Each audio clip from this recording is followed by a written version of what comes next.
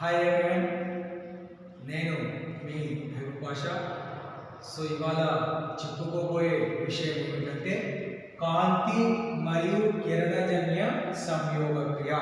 So ఇంతకుముందు క్లాస్లో మనము కార్బన్ డైఆక్సైడ్ అనేది కిరణజన్య సంయోగ క్రియకు ఒక కారకంగా ఉంటుందని చెప్పుకున్నాము. సో ఇక్కడ మోల్స్ అర్ధపాత్ర ప్రయోగం ద్వారా నిరూపించడం జరిగింది. కార్బన్ డైఆక్సైడ్ అనేది కిరణజన్య సంయోగ క్రియకు ఒక ముఖ్య కారకమని తెలుసుకోవడం జరిగింది. సో ఇవాళ కాంతి అనేది కూడా కిరణజన్య సంయోగ క్రియకు ముఖ్య కారకమని ఒక ప్రయోగం ద్వారా వివరించడము జరిగింది. జోసెఫ్ ప్రిస్లీ తర్వాత ఈ కాంతి సమక్షంలో, కార్బన్ డైఆక్సైడ్ సమక్షంలో, నీటి సమక్షంలో పత్రాలనేవి ఏ విధంగా పిండి పదార్థాన్ని తయారు చేసుకుంటాయి, తద్వారా ఆ శక్తి అనేది ఏ విధంగా విడుదలవుతుంది అనేది ఈ జోసెఫ్ ప్రిస్లీ తర్వాత ఈ ముఖ్య విషయాలు బయటికి రావడం జరిగింది. దాని తర్వాత ఎందరో శాస్త్రవేత్తలు ఈ మొక్కలపై ప్రయోగాలు చేయడం జరిగింది. సో ఈ మొక్కలు ఏ విధంగా పిండి పదార్థాన్ని తయారు చేసుకుంటాయి, ఎక్కడ పిండి పదార్థాన్ని తయారు చేసుకుంటాయి అని ప్రయోగపూర్వకంగా చాలామంది శాస్త్రవేత్తలు వివరించడం జరిగింది. సో ఇక్కడ ముఖ్యంగా జాన్ ఇంజన్ హౌస్ అనే శాస్త్రవేత్త డచ్ దేశానికి చెందినవాడు. ఇతను కూడా మొక్కలపై ఎన్నో ప్రయోగాలు చేయడం జరిగింది. సో ఆ ప్రయోగాల ద్వారా ఏమి నిరూపించడం జరిగిందంటే కాంతి అనేది కిరణజన్య సంయోగ క్రియకు ఒక ముఖ్య కారకంగా ఉంటుందని ప్రయోగపూర్వకంగా జాన్ ఇంజన్ హౌస్ అనే శాస్త్రవేత్త వివరించడం జరిగింది. జాన్ ఇంజన్ హౌస్ 1730 నుంచి 1799 వరకు ఎన్నో ప్రయోగాలు ఈ స్వంతంగా తయారు చేసుకునే మొక్కలపై ప్రయోగాలు చేయడం జరిగింది. మరియు ఒక వివరణ ఇవ్వడం జరిగింది. ఆ వివరణ ఏమిటంటే కాంతి అనేది కిరణజన్య సంయోగ క్రియకు ఒక ముఖ్య కారకంగా ఉంటుందని నిరూపించడము జరిగింది. అదేవిధంగా 1779లో చాలా స్పష్టంగా జాన్ ఇంజన్ హౌస్ ప్రయోగపూర్వకంగా వివరించడం జరిగింది. ఏం వివరించడం జరిగిందంటే కాంతి అనేది కిరణజన్య సంయోగ క్రియకు ఒక ముఖ్య కారకమని ఒక ప్రయోగం ద్వారా వివరించడము జరిగింది. ఆ ప్రయోగమే హైడ్రిల్లా ప్రయోగం. సో ఈ హైడ్రిల్లా ప్రయోగాన్ని ఉపయోగించి జాన్ ఇంజన్ హౌస్ అనే శాస్త్రవేత్త కాంతి అనేది కిరణజన్య సంయోగ క్రియకు ఒక ముఖ్య కారకంగా ఉంటుందని తెలియజెప్పడము జరిగింది. సో అదేవిధంగా ఎంగల్మెన్ అనే శాస్త్రవేత్త కూడా అనేక ప్రయోగాలు చేయడం జరిగింది. ఇక్కడ ఎంగల్మెన్ అనే శాస్త్రవేత్త ఈ నీటి మొక్కలను, డయటంలను, శైవలాలను తన ప్రయోగంలో తీసుకోవడం జరిగింది. ఆ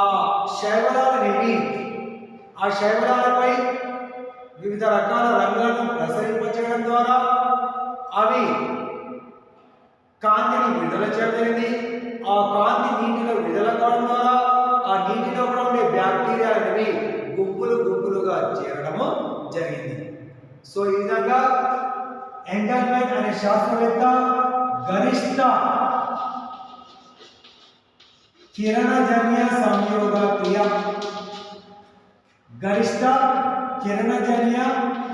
సంయోగ క్రియ గురించి వివరించడము జరిగింది. సో ఇది ఎంగల్మెన్ ప్రయోగం.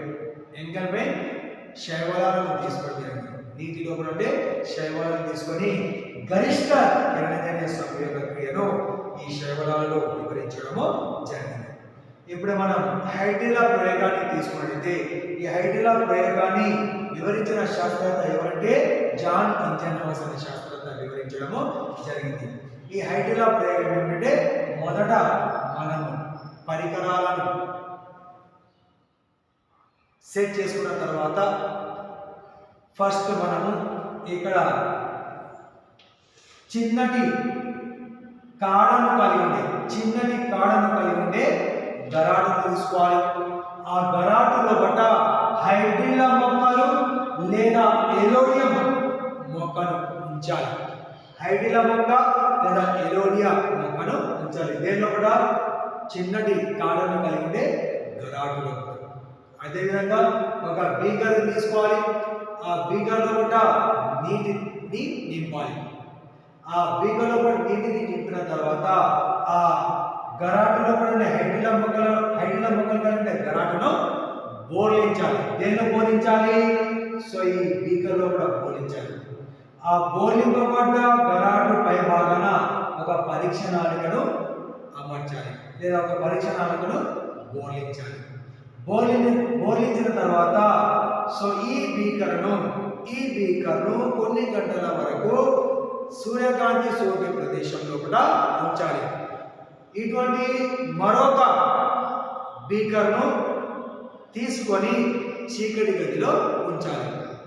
ఈ విధంగా కొన్ని గంటల తర్వాత మనం ఏం పరిశీలిస్తామంటే ఈ పరీక్ష నాళిక లోపల చిన్నటి బుడగలనేవి ఈ పరీక్ష నాళిక లోపలికి రావడము జరిగింది. ఈ బుడగలు ఏంటంటే ఆక్సిజన్. సో ఆక్సిజన్ ఎవరు విడుదల చేయడం జరిగిందంటే హైడ్రిల్లా మొక్క విడుదల చేయడము జరిగింది. ఎప్పుడైతే కాంతి సోకుతుందో, ఎప్పుడైతే ఈ హైడ్రిల్లాపై కాంతి సోకుతుందో అప్పుడు ఆ హైడ్రిల్లా మొక్క అనేది కాంతి సమక్షంలో పిండి పదార్థాలను తయారు చేసుకొని ఆక్సిజన్ బయటికి విడుదల చేయడము జరుగుతుంది. సో ఈ ఆక్సిజన్ ఎక్కడైతే విడుదలవుతుందో ఆ ఆక్సిజన్ విడుదలయ్యే ప్రాంతం దగ్గర మనం ఈ అగ్గి పుల్లను కానీ అగరబత్తి కానీ ఉంచినట్లయితే అది చాలా ప్రకాశవంతంగా మండడము జరుగుతుంది. అంటే ఈ ఆక్సిజన్ కలిగి ఉండే గుణం ఏమిటంటే మండే గుణాన్ని కలిగి ఉండడము జరుగుతుంది. కార్బన్ డైఆక్సైడ్ ఇంతకుముందు నేర్చుకున్నాము. సో కార్బన్ డైఆక్సైడ్ అనేది కూడా కిరణజన్య సంయోగ క్రియకు చాలా దోహదం చేస్తుందని మోల్స్ ఆర్ధపత్ర ప్రయోగం ద్వారా తెలుసుకోవడం జరిగింది. ఈ కార్బన్ డైఆక్సైడ్ యొక్క గుణం ఏమిటంటే మంటను ఆర్పే గుణాన్ని కలిగి ఉంటుంది. కార్బన్ డైఆక్సైడ్ మంటను ఆర్పే గుణాన్ని కలిగి ఉంటే ఆక్సిజన్ అనేది మంటను చాలా ప్రకాశవంతంగా మండే గుణాన్ని కలిగి ఉండడము జరుగుతుంది. ఎప్పుడైతే ఈ గాలి బుడగలు అనేవి ఈ పరీక్ష నాళిక లోపలికి వస్తాయో ఆ గాలి బుడగల యొక్క సూచిక ఏమిటి అంటే ఆక్సిజన్. ఈ ఆక్సిజన్ ఎక్కడైతే విడుదలవుతుందో ఆ ఆక్సిజన్ విడుదలయ్యే ప్రాంతం దగ్గర మనం ఒక వెలుగుచున్న అగ్గిపులను కానీ వెలుగుచున్న అగరబత్తిని కానీ ఉంచినట్లయితే అవి చాలా ప్రకాశవంతంగా మండడము జరుగుతుంది. సో ఈ విధంగా ఈ కాంతి అనేది కిరణజన్య సంయోగ క్రియకు ఒక ముఖ్య కారకంగా ఉంటుందని ఈ హైడ్రిల్లా ప్రయోగం ద్వారా వివరించడము జరిగింది. ఈ కాంతి సమక్షంలో కూడా కిరణజన్య సంయోగ క్రియ ఏ విధంగా జరుగుతుందనేది హైడ్రిల్లా ప్రయోగం ద్వారా వివరించడము జరిగింది. సో ఇక్కడ గరిష్ట కిరణజన్య సంయోగ క్రియను వివరించిన శాస్త్రవేత్త ఎవరంటే ఎంగెల్ వెంగ్. అదేవిధంగా ఈ హైడ్రిల్లా ప్రయోగం ద్వారా ఆక్సిజన్ విడుదలను అని ప్రయోగపూర్వకంగా వివరించిన శాస్త్రవేత్త ఎవరంటే జాన్ ఇంజన్హౌస్ అనే శాస్త్రవేత్త వివరించడము జరిగింది. అదే ఈ ప్రయోగము చీకటిలో ఉంది కాబట్టి చీకటిలో కూడా మరొక ప్రయోగాన్ని పెట్టడం జరిగింది. ఆ ప్రయోగాన్ని మనం గమనించినట్లయితే ఆ ప్రయోగంలో కూడా ఎటువంటి గాడి బుడగలు అనేవి ఈ పరీక్ష నాళికలో బడికి రావడము జరగలేదు. సో దానికి కారణం ఏంటి? కాంతి సోకలేదు కాబట్టి, ఆ చీకటి గదిలో కాంతి సోకలేదు కాబట్టి అక్కడ హైడ్రిల్లా మొక్కల నుంచి ఎటువంటి గాడి బుడగలు అనేవి ఆ పరీక్ష నాళికలో బడికి రావడము జరగలేదు. ఈ ప్రయోగాన్ని కాంతి సమక్షంలో ఉంచడం జరిగింది కాబట్టి ఆ కాంతి సోకినచో హైడ్రిల్లా మొక్కలు అనేవి ఆక్సిజన్ను ఈ పరీక్ష నాళికలో కూడా విడుదల చేయడము జరిగింది.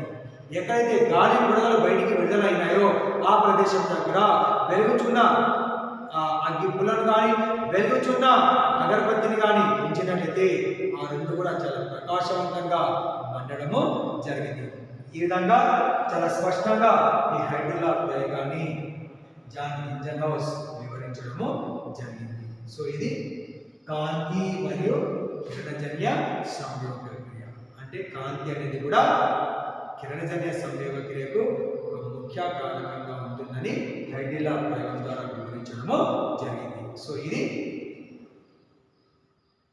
కాంతి మరియు కిరణజన్య సంయోగ క్రియ లేదా హైడ్రిల్లా ప్రయోగం. దీనికి హైడ్రిల్లా ప్రయోగం అని ఎందుకు పేరు ఇవ్వడం జరిగిందంటే హైడ్రిల్లా మొక్కలను తీసుకోవడం జరిగింది కాబట్టి దీన్ని హైడ్రిల్లా ప్రయోగంగా పేరు ఇవ్వడము జరిగింది. సో ఇది హైడ్రిల్లా ప్రయోగం. ఓకే.